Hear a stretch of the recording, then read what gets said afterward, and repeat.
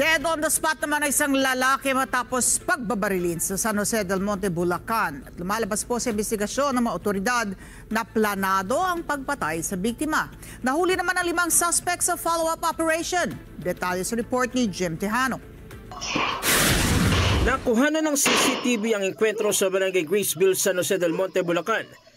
Makikitang kahit sugatan na ang lalaking ito, subalit patuloy pa rin sa kanyang pagbaril. Ang ilang naglalakad nagulat sa nangyari hanggang mapatakbo. Habang ang nagsalbing lookout, mabilis umiska po sa lugar. Sa ibang anggulo ng video, 2 motor ang tumumba, habang ang isa sa mga suspect nagtamo ng tama ng bala sa dibdib. Nakuha pa nitong bumaril kahit may iniinda sa katawan. Maya-maya, sunod-sunod na putok ng baril na ang umalingaw-ngaw sa lugar. Mula sa isa pang gunman, nilapitan pa nito ang biktima at saka pinaputukan sa ulo. Indikasyon na walang planong buhayin ng lalaki.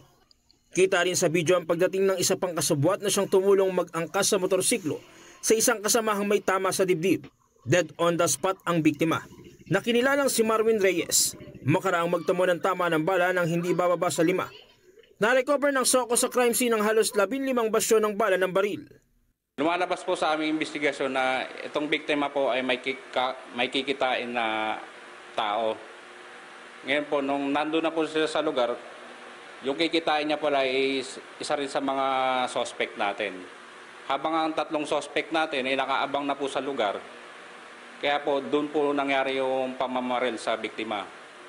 Sa follow-up operation, unang naaresto sa isang ospital sa Santa Maria, Bulacan ang 41 anyos na sugatang suspect. Siyempre, dinala ko sa ospital kasi kamag-anak ko.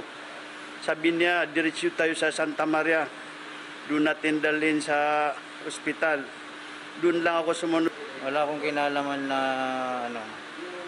wala akong alam sa nangyari. Nasa kote rin ang 2 niyang kaanak na nagdala sa kanya sa ospital. Sumunod na naaresto ang 2 kasabwat.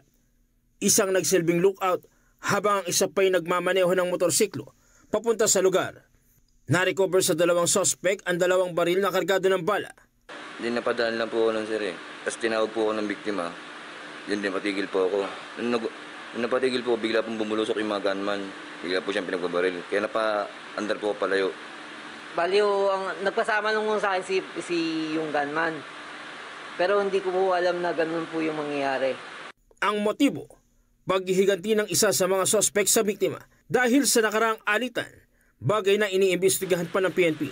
Reklamong murder ang kinakaharap na kaso ng mga suspect, habang ang 2 sa kanila karagdagang reklamong paglabag sa Comprehensive Firearms and Ammunition Regulation Act.